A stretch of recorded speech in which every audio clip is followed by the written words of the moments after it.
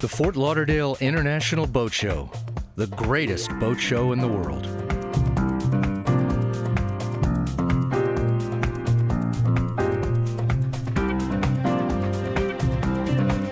In 1959, a group of men assembled at the War Memorial Auditorium in Fort Lauderdale. They were businessmen, mostly boat manufacturers and dealers, looking for a way to sell boats. It would become the official beginning of the Fort Lauderdale International Boat Show. One of the men instrumental in getting Lauderdale on the boating map and getting the show started was the city's former mayor, Robert O. Cox. He arrived in Fort Lauderdale in the 1940s and opened Lauderdale Marina in 1948. Located across from Pier 66 on the Intercoastal Waterway, Lauderdale Marina remains today as a centerpiece to the city known as the yachting capital of the world. Cox helped revive the Marine Advisory Board, later called the Marine Industries Association, and helped start the show. There were 13 exhibitors at that first Fort Lauderdale Boat Show. As the governing body of the show, the Marine Industries Association added of Broward County to the name in 1967. This later became, as it remains today, the Marine Industries Association of South Florida. Over the first 50 years, the Association of Marine Businesses has grown to over 800 members, helping ensure that family recreational boating continues to be a safe and enjoyable sport. As it has since inception in 1959, the MIASF still owns the Fort Lauderdale International Boat Show. No one could have figured that 50 years later this show would carry the label of the greatest boat show in the world by displaying over 1,400 exhibits and admitting enough people on Saturday to fill every seat in a modern-day football stadium. Coincidentally, back in 1959, the first Hatteras was built in North Carolina, and this company continues to be a strong and loyal supporter of the Fort Lauderdale International Boat Show. The show in its second year was moved to Pier 66. 20 exhibitors displayed products both on land and in the water. It was known at that time as the Fort Lauderdale Marine Association Boat Show. Ronnie Stroud and John B. Allen of Pier 66 produced what the Fort Lauderdale newspaper called a marine wonderland.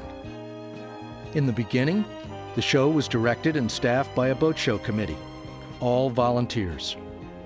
No admission was charged. Initially, there weren't even any exhibitor fees. Pier 66 wasn't busy in the summer and relinquished space for the show during those years at no charge. Promotions for the show included bathing beauties, with beauty pageant contestants in attendance. Advertising included a motor yacht used as a floating billboard, traveling back and forth to New England on the Intercoastal Waterway, encouraging people to come on down for the show. By 1970, more exhibit space was needed, so the show moved to Port Everglades for 3 years, sharing space with cruise lines like the Queen Mary. The official name of the show was now the Marine Industry Association Summer Boat Show, and for the first time charged an admission fee. This new facility featured inside air-conditioned space, an undercover outdoor patio, vast outdoor display areas, and advertised in-water exhibitions of yachts 40 feet and over. Across town, a little-known event taking place would eventually change the course and nature of this show. 2 men purchased a shipyard on the New River in Fort Lauderdale. One had boat rigging experience, and his partner had mobile home and equipment leasing experience. This partner's name was Pearson, and he would become heavily involved with the Marine Industries Association shortly thereafter. By 1973, the show was looking for more indoor exhibit space and moved briefly to the High Life Fronton in Dania. However, this location lacked one key element: water. In 1974 and 1975, the show was held at the downtown municipal docks on New River, with boats displayed on both sides of the river by 1975. 1976 was a monumental year and a new beginning for the event. Pearson took over as producer and manager with his newly formed company, Yachting Promotions, better known as Show Management. Working closely with the president of the MIA Show Committee, Gordon Hauser, 3 major changes were influential in its current success. First, the show was renamed the Fort Lauderdale International Boat Show.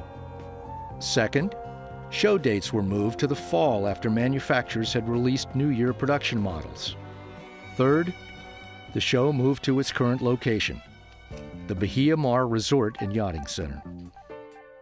Other changes were coming as well, some immediate, others over the next few years.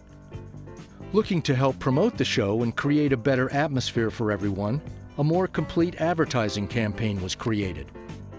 For the first time, a boat show program was implemented. To better accommodate land exhibitors, a huge circus-style big-top tent was erected in the parking lot. Early versions were cumbersome. Huge electric fans were installed to circulate the air. Fluorescent lighting graced the numerous poles inside. There were 103 exhibitors that first year at Bahia Mar. As an initial promotion, an outboard-powered Mako powerboat was placed in the pool. The on-site food court was upgraded to include more of an island cuisine. A raw bar was added and conch fritters were available, making it tougher to find the traditional boat show hot dog. But you can still find them, and in fact over 3,000 pounds of them are still selling per show. A daycare tent, Children's Happenings, was created. This meant families with kids could drop off their little ones while they searched for their dream machines. Fishing clinics were added and became a hit for all genders. Early ones were sponsored by Saltwater Sportsman magazine, with fishing pros such as Rip Cunningham, George Poveromo, and Mark Sosin teaching people how to fish. Fashion shows were popular. Some appeared during the day hours and some while the show was open at night. They were a mainstay for a lot of years. Some of you may even recall one in 1981, as former industry leaders such as Les Aberley of Showboats and Jim Ramsey of Motorboating and Sailing were used as models. And if you look behind Jim, you'll catch a glimpse of the MC that year, back when my hair was a tad darker. Various types of bands were brought in for entertainment. Tommy Mercer, with his big band sound, went on to become a fixture at the Fort Lauderdale Boat Show for many years. Bahamian steel drum bands still remain popular today. And who could forget the Low Tides, a band featuring industry members moonlighting as wannabe rock stars. Yachting Magazine sponsored a floating cocktail barge, which was strategically placed in the center of the show. At the beginning, it was only open to exhibitors. In the following years, it would be upgraded to much larger versions, welcoming everyone, with much larger sponsors like Bacardi and Budweiser. There were diving clinics, cooking classes, even a songbook printed in 1979. An exhibitor's party was instituted, one which everyone wanted to attend. It was the place to be until it grew so large the crowd couldn't fit in the room any longer. In the early years, different forms of entering the party were devised, sliding down a slide, even crawling through a cage, all culminating in a costume party which coincided with Halloween. If you didn't have a costume, you could at least get your face painted. Entertainment was abundant. There were not only clowns, but palm readers as well. And as a finishing touch at the close of the show, champagne was delivered to all exhibitors. 1979 was celebrated at the show with the slogan 2030. It was the 20th anniversary of the show and the 30th anniversary of Bahia Mar. Life was good. And then came 1982.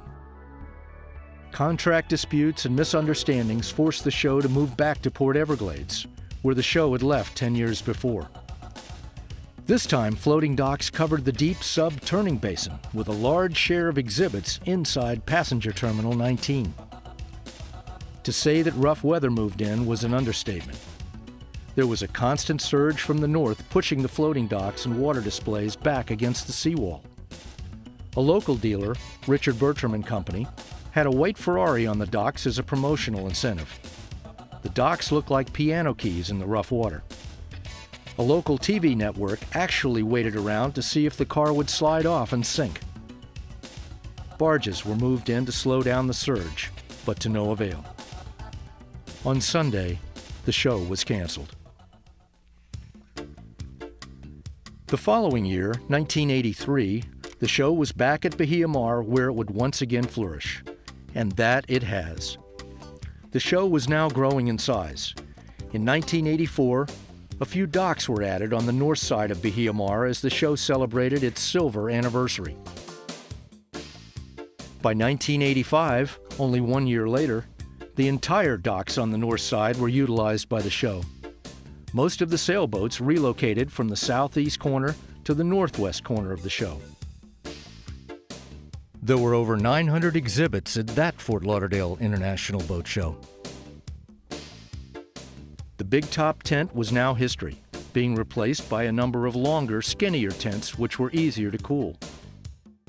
The main entrance moved from the north side of the show to a location where it remains today, although it's had a few different looks to it. The show was gaining worldwide stature, being referred to as the greatest show on water and as America's most entertaining boat show. Guy Harvey was recruited to provide cover artwork for the program in 1988.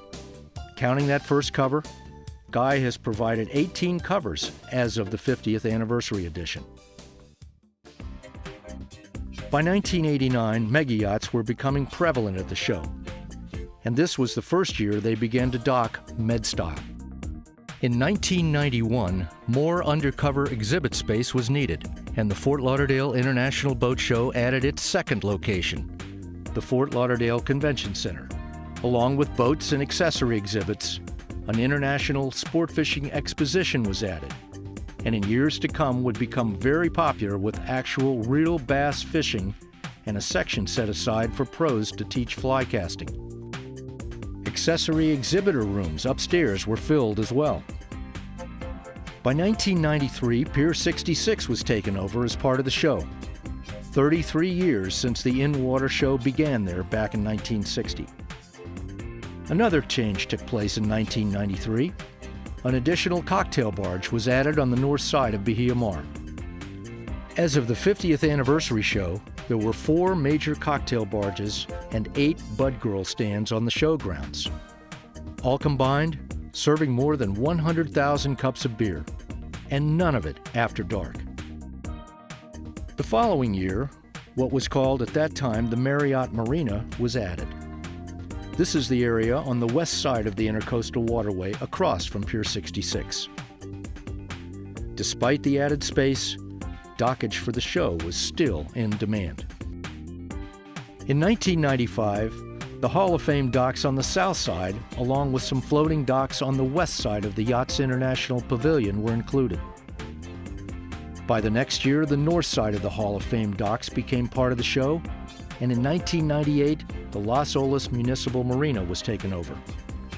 The show was now so lengthy that a swing bridge was necessary to accommodate local boat traffic. As of the 50th anniversary show, 6 separate distinct areas encompass the Fort Lauderdale International Boat Show. Remote parking is serviced by dedicated buses, 300 passenger riverboats, and numerous water taxis.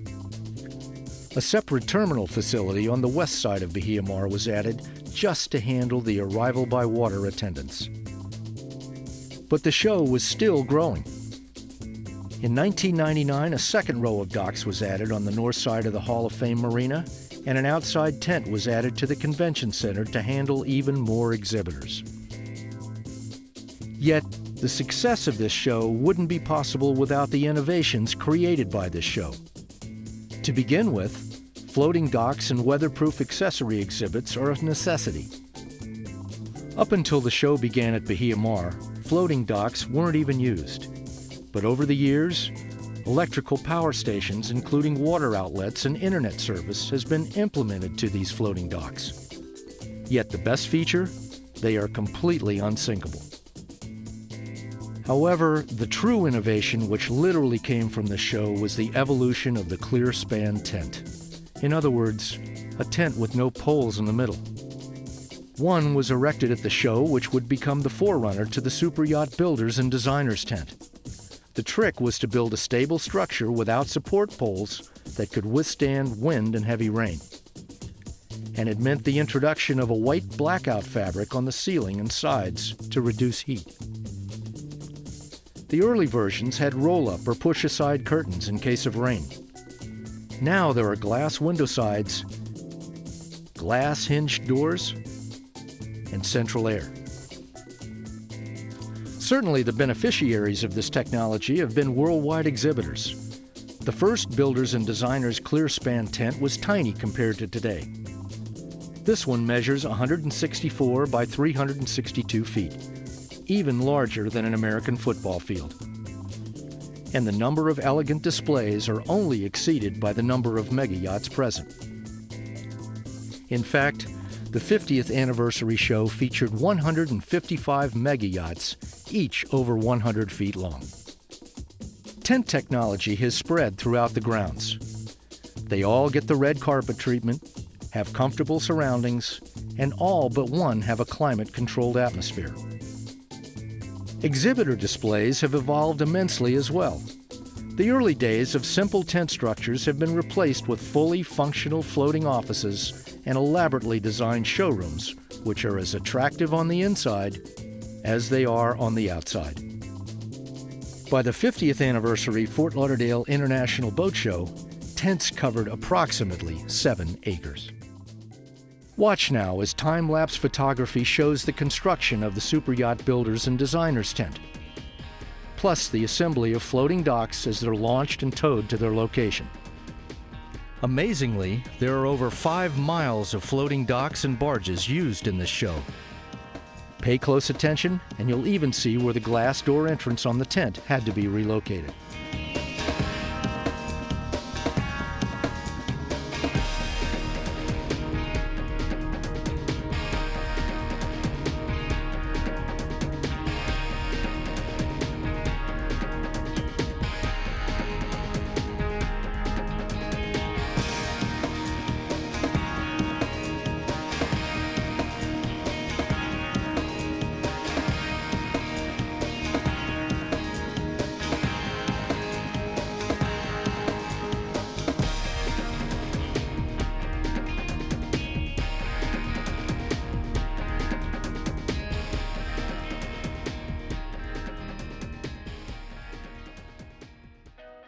Ever wonder what happens when bad weather occurs for show setup?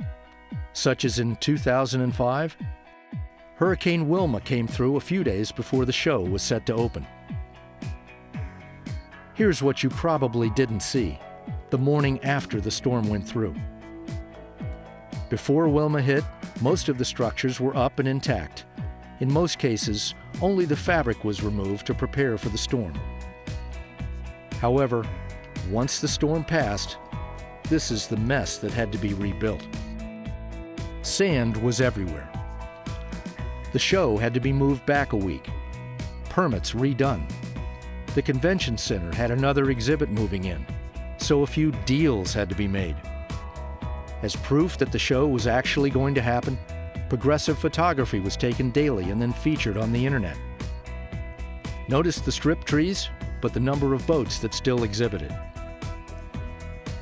This hasn't been the only storm the Fort Lauderdale International Boat Show has weathered. The show faced an oil embargo in 1974, more commonly referred to as the energy crisis. But this didn't stop the show or prevent the show again in 1975. A successful show was staged only a few weeks after Black Monday in 1987. The luxury tax imposed on boat buyers for 2 years in the early 90s. That didn't stop show attendance either. As badly as things were on 9/11 and the weeks that followed, the show opened on time the following month. In fact, people welcome the opportunity to come out and dream again. Recessions? This show has been through more than just a few. But history has shown us that the Fort Lauderdale International Boat Show has always rebounded from adversity in stellar fashion. From a media standpoint, this show continues to draw people from all over the world. From what started in 1959 with a few exhibitors here in Florida, has grown to attract people from all over the United States, North America, Mexico, England, Spain, and Italy, France, Germany, Australia, South America, Japan, Taiwan, China, most all of Europe, the Middle East, Scandinavian countries, Russia, and the rest of the world. This show continues to have national exposure on The Early Show, The Today Show, and Good Morning America, as well as international exposure on CNBC, Fox News, ESPN, Reuters, even the Travel Channel. Expanded print coverage includes the New York Times, Forbes, and the Wall Street Journal, to name a few. Things have changed just a little since the early days, when the show only received extensive coverage from local publications, like Gondolier and Southern Boating Magazine. What started out as a small trailer with press kits covering the floor has now evolved into a two-room press area in the Bahia Mar Resort and Yachting Center.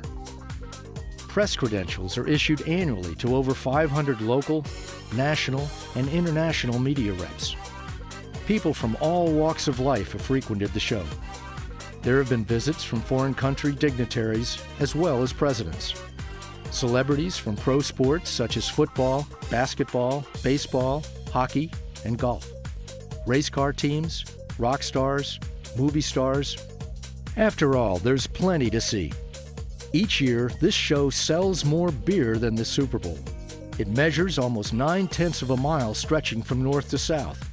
And it forces aerial photography of the entire show to be taken from over 3,000 feet overhead. All of us connected with this spectacular event hope you've enjoyed this presentation, and we look forward to seeing you at the next Fort Lauderdale International Boat Show.